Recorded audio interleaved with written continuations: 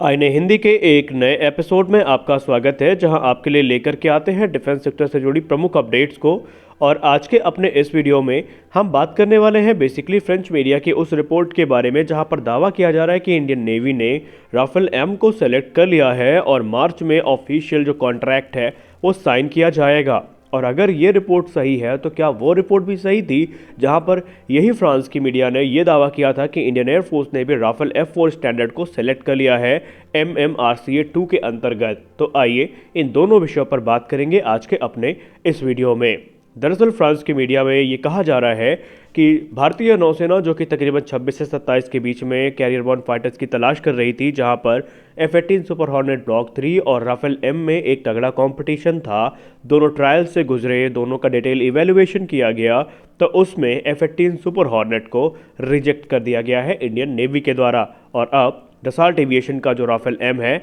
यही INS विक्रांत से उड़ान भरेगा। रिपोर्ट्स में ये भी क्लेम किया जाता है कि जो F-18 सुपर हॉर्नेट था उसमें कई कमियां थी जो राफेल एम में नहीं थी। हालांकि वो कमियां क्या थीं इसके बारे में उन्होंने कुछ भी नहीं बताया, लेकिन बताया ये जा रहा है कि जब फ्रांस के राष्ट्रपति इमैनुअल मैक्रोन भारत का दौरा करेंगे मार्च में, तभी आधिकारिक तौर पर ये जो डील है राफेल एम की वो साइन करी जाएगी। हालांकि आपको हम बताना चाहेंगे कि जब से इवैल्यूएशन राउंड शुरू हुआ है उसी समय से रिपोर्ट्स में ये बताया जाने लगा था कि जो राफेल एम है वो एक फ्रंट रनर है। आखिरकार जो उसमें तमाम भारत के डिफेंस एक्सपर्ट थे जिनकी मिलीजुली प्रतिक्रियाएं थी। कुछ का ये कहना था कि ये सिर्फ एक रुझान है शुरुआती, और अभी इस पर कुछ भी कह पाना मुश्किल है। और आपको हम ये भी बताना चाहेंगे कि ये रिपोर्ट भी सिर्फ फ्रांस की मीडिया की है। यहाँ पर भारतीय नौसेना के द्वारा या भारत की मिनिस्ट्री ऑफ डिफेंस के द्वारा या भारत के किसी प्रतिष्ठित मीडिया के द्वारा इस चीज़ की पुष्टि अभी तक नहीं करी गई है। इसलिए इंडियन नेवी का जो डिसीजन है वो फाइनल डिसीजन अभी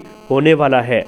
अब अगर हम द प्रिंट की रिपोर्ट की बात माने तो द प्रिंट की रिपोर्ट आई थी 8 दिसंबर 2022 को, जहां पर यह कहा गया था कि जो राफेल एम है ये फ्रंट रनर है और इसने F-18 को पीछे छोड़ दिया है और इसके पीछे कुछ वैलिड रीजन भी दिए गए थे। दरअसल डसाल्ट एविएशन ने भारतीय नौसेना के सामने कुछ ऐसे ऑफर्स रखे थे और प्राइस कट्स भी कुछ बड़े किए गए हैं जिसने राफेल एम के चांसेस को बढ़ाया है। वहीं वो कुछ एडिशनल अपग्रेड्स के लिए भी तैयार है जो कि इंडियन नेवी की रिक्वायरमेंट के आधार पर किए जाएंगे। एक्सपर्ट्स ये मानते हैं अपने नज़रिए से कि ये जो अपग्रेड्स हैं ये उतने बड़े फासले को नहीं बनाएंगे, लेकिन जो मेन चीज़ यहाँ पर है वो ये है कि जो F-18 सुपर हॉर्नेट है उसका कंपैरिजन राफेल एम से इसलिए भी अभी नहीं हो सकता क्योंकि इंडियन एयरफोर्स ऑलरेडी राफेल्स को ऑपरेट करती है। और डसाल्ट एविएशन ने ये क्लियर कह दिया है कि राफेल एम और राफेल F3R स्टैंडर्ड जो इंडियन एयरफोर्स के हैं इसमें समानताएं बहुत ज़्यादा है। इनफैक्ट उनका तो दावा ये भी है कि तकरीबन 70% जो कॉमनैलिटी है दोनों एयरक्राफ्ट्स के इक्विपमेंट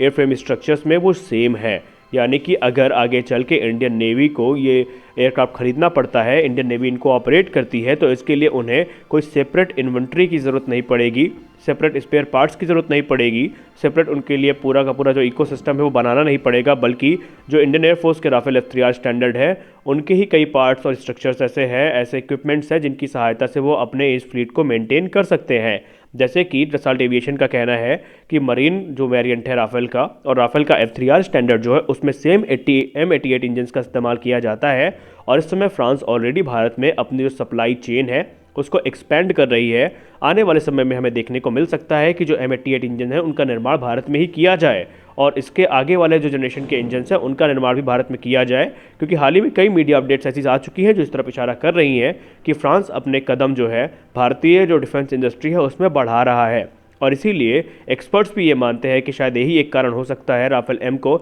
सेलेक्ट करने का। अब आप में से बहुत सारे लोग ये सवाल पूछेंगे कि राफेल एम को लेकर के जो लिफ्ट में INS विक्रांत के इशू नोटिस किए गए थे उसका क्या, क्योंकि हम सबको पता है INS विक्रांत की लिफ्ट को लेकर के बहुत बवाल हुआ था, बहुत बड़े बड़े आर्टिकल लिखे गए थे। तो उसको लेकर के ये माना जा रहा है कि फ्रांस ऐसे कह सकते हैं ऑप्शंस की तलाश कर रहा है जिससे कि इस प्रॉब्लम को भी रिजॉल्व किया जा सकेगा। अब सवाल ये उठता है कि अगर क्या फ्रांस की मीडिया की ये रिपोर्ट सही है जिसमें राफेल एम के खरीद की बात की गई है, तो उस रिपोर्ट का क्या जहां पर भारतीय वायुसेना के द्वारा 114 की संख्या में राफेल F4 स्टैंडर्ड के खरीदे जाने की बात की गई थी। तो दोस्तों, फ्रांस की मीडिया तो ये दावा करती है कि इंडिया ने ऑलरेडी जो राफेल है उनको सेलेक्ट कर लिया है एमएमआरसीए के थ्रू, लेकिन अभी हम आपको बताना चाहेंगे कि उस रिपोर्ट पे थोड़ा विश्वास करना मुश्किल है, क्योंकि उसके लिए अभी रिक्वेस्ट फॉर प्रपोजल भी इशू नहीं किया गया है एमआरएफए में। इसलिए अभी से ये कह पाना कि भारतीय वायुसेना ने उसको सेलेक्ट कर लिया है ये मुश्किल होगा। हाँ, ये बात अलग है कि राफेल F4 अभी भी फ्रंट रनर है और एक्सपर्ट्स ये मानते हैं,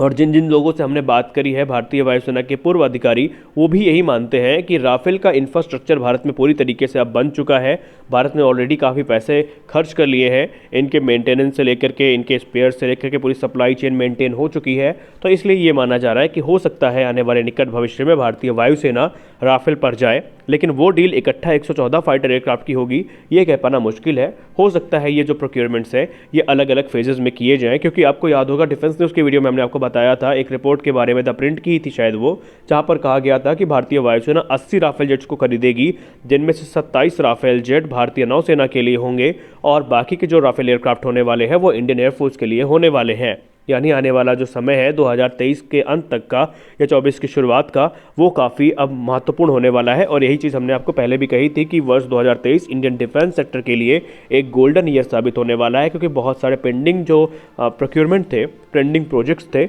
उनको इसी वर्ष मंजूरी मिलनी है। तो अभी की वीडियो में इतना ही, मिलते हैं अपने अगले वीडियो में, तब तक के लिए जय हिंद।